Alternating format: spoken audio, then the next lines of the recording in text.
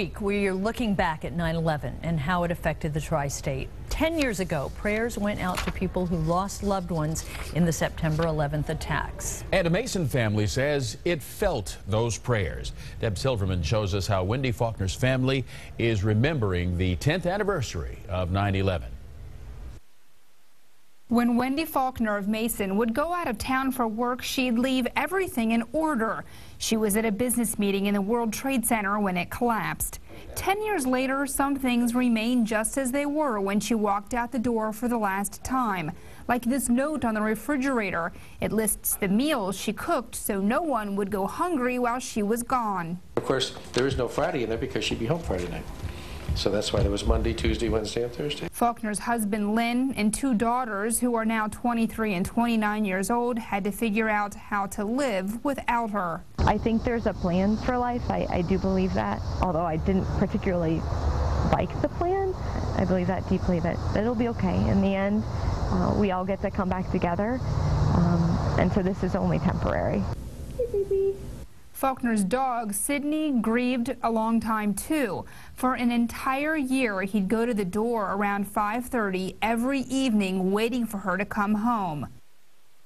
Faulkner also left behind things for her daughters that you can't see. She was extremely good at what she did. She was very accomplished professionally, but also she loved just doing silly little fun things, and they learned that, and so they do that, and I think that they're happier for that. Those are real, true, amazing gifts. I think you can be really bitter and really frightened and really angry, or you can try and pick some good things that maybe embody the person that you've lost and keep them alive. That's why the family decided to create the Wendy Faulkner Memorial Children's Foundation. It focuses on raising money for children and education. The current goal is to collect enough money for a well for an orphanage in India.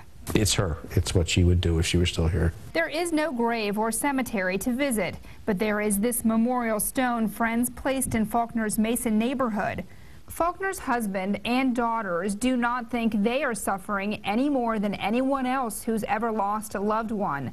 Lynn says what makes their situation a little different is they are bombarded with images of what happened. Every newscast somewhere in the world say a post-9/11 world, or if you watch a movie, any movie made prior to 2001 that happened to be set in New York City, they always used images of the World Trade Center as the establishing scenes and so forth. It's very hard. You read a novel, often the attacks are worked into the story. The oldest daughter, Lauren, has done a lot over the last 10 years. She bought a house, she earned her PhD, and is about to get her MD. She became a bride, so people who have met her since she walked down the aisle only know her as Lauren Smith. She says every happy occasion is marked with a tinge of sadness. Particularly my wedding. I think that was probably the hardest time, I guess, because sort of traditionally that's when your mom sort of does those things with you. So trying to plan it without her, that was hard. Her sister Ashley is now a graduate student at Kent State. The wedding was a worry for Dad, too. Crazily, it was one of the first things I remember thinking about after Wendy's murder was that I don't know how I'm going to get past the day when my daughters get married, because that's just one of those times when I just knew that they were going to want desperately and need to have their mother there. And so I sort of dreaded it, you know, all along.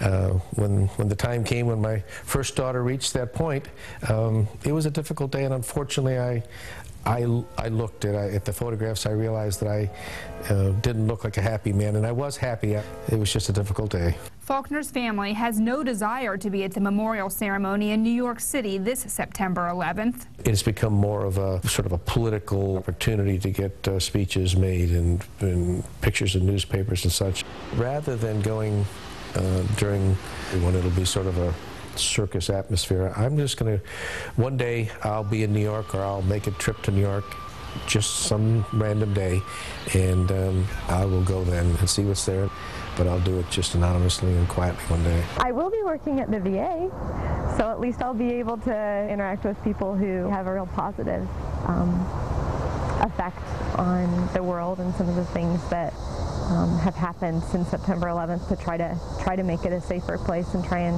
hope that that doesn't happen again in the future. If I had to be placed somewhere for work, I'd like to be there. Deb Silverman, 9 News. You may know September 11th has been set aside as a day of service.